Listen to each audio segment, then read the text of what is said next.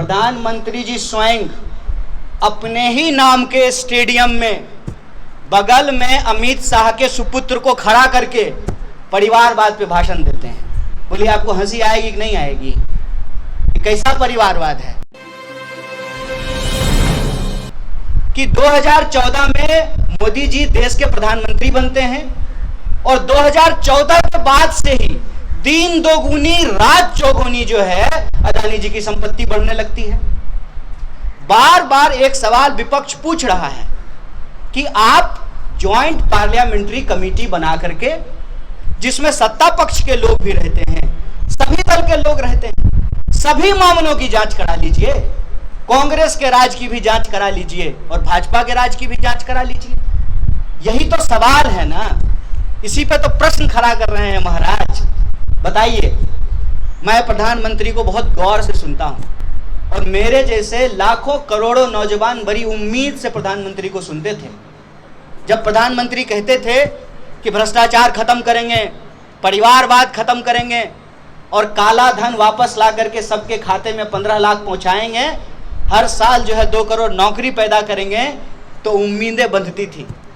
और उस उम्मीद की हकीकत आज क्या है? कई बार तो बड़ी जोर की हंसी आती है।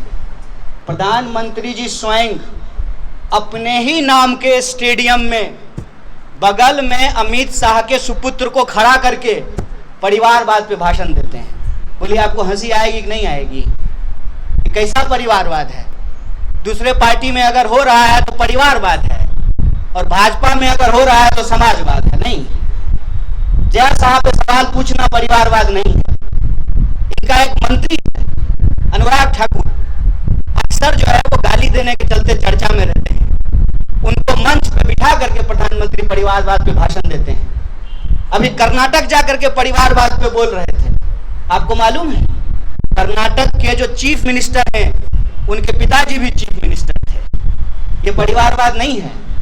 मैं मानता हूं कि प्रधानमंत्री जी ने अपनी बायोलॉजिकल फैमिली के लिए कुछ नहीं किया है, ये बात सच है, लेकिन अपने पॉलिटिकल फैमिली के लिए तो सब कुछ किया है। और अपने अगर पॉलिटिकल फैमिली के लिए कुछ नहीं किया है तो जेपीसी की जांच करा लेने में क्या दिक्कत है?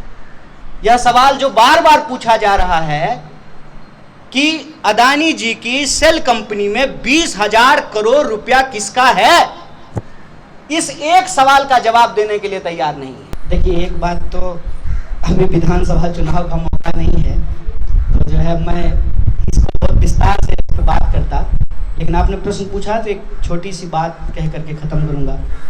आप जानते हैं कि जब विधानसभा का चुनाव हो रहा था तो भारत जोड़ो यात्रा चल रही थी और भारत जोड़ो यात्रा की जो रूट था कन्याकुमारी से लेकर के कश्मीर तक का, उसमें गुजरात नहीं था। और कहीं ना कहीं कांग्रेस पार्टी ये सोच रही थी जैसे हम दक्षिण से उत्तर की तरफ यात्रा किए हैं वैसे ही हम पूरब से पश्चिम या पश्चिम से पूरब की तरफ भी यात्रा करेंगे। तो ऐसा नहीं है कि ये हम लोगों का व्यवहार नहीं है कि जो है किसी के प्रति जो है सौतेला व्यवहार किया जाए। और इसीलिए तो हमने कहा कि जो पूरा मामला अभी उछाला गया है ना, ये बात को बतंगड़ बनाया गया है। इसका मैं इस तरह से इसको समझता हूँ कि भाजपा के सब लोग कहते हैं ना अब की बार मोदी सरकार, सब लोग सुने हैं ना, तो 140 करोड़ लोगों का ये देश है। तो मैं कहूँ कि ये जो कहते हैं आप कि अब की बार मोदी सरकार, ये सोलंकी का, पटेल का, देसाई का, मेवानी का, कोहली का अपमान है। मैं कहूँ ये बात, इसका कोई मतलब है? अरे आपका नाम नरेंद्र मोदी है, आप देश के प्रधानमंत्री हैं, तो आपके नाम पे अब की बार मोदी सरकार कहते हैं। इसका कहने का मतलब ये तो नहीं है कि देश की बाकी जातियों का अपमान कर रहे हैं। तो बात का बतंगर बनाते हैं।